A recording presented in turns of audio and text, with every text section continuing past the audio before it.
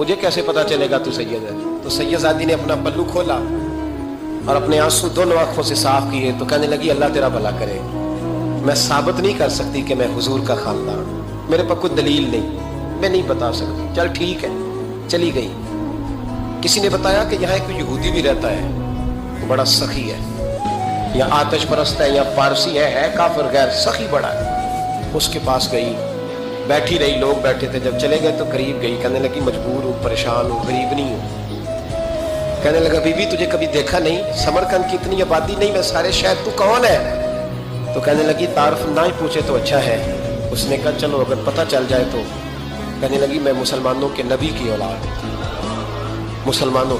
उसने कहा पैगंबर खुदा की औलाद। उठ के खड़ा हो गया, बीबी को साथ लिया, घर गया। कहने लगा जो साफ सुथरा कमरा है ना उसे फिर धो डालो, एक दफा फिर धो डालो। कमरा धुलाया, साफ कराया।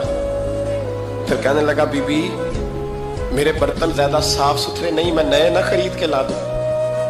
फिर नए बर्तन लाया। फिर अपने बच्चों से कहने लगा ऊंचा ना भूलना, ये सैयदा फातिमा की शहजादियां आई, यहाँ कोई शख्स ऊंची बात ना करे। फिर कहने लगा बीबी जो मेरा बिल्कुल तैयब और हलाल रिज़्क है ना, ये उसमें से लंगर है, लेकिन चूंकि मैं गैर मुस्लिम हूँ, मुझे सलीके नहीं आते, जैसा तैसा भी हो ना इसे कबूल कर लेना।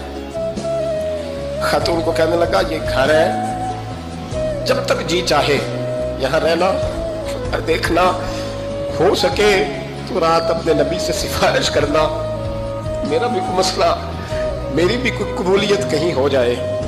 वो मुसलमान कहलाने वाला रात को सोया। कहते जन्नत सजी हुई है, लोग जन्नत में जा रहे हैं, लाइनें लगी हुई हैं, नबी पाक लोगों को जन्नत में भेज रहे हैं। मैं भी दौड़ के लाइन में लग गया, फरिश्ते ने मेरा बाजू पकड़ा, का पीछे हट। तो मैं दौड़ के हुजूर की बारगाह में गया, मैं हुजूर सारे जन्नत में जा रहे हैं, ये मुझे नहीं जाने देता। नबी पाक ने फरमाया तू कौन है? या रसूलल्लाह मैं मुसलमान हूँ। कहते हुजूर मुझसे फरमाने लगे कोई दलील है तेरे पास, दलील है कोई तेरे पास? तो मैं चुप कर गया। फरमाया मेरी बेटी तेरे दरवाजे पर आ ही गई थी तो तू दलीलें पूछने लग गया था।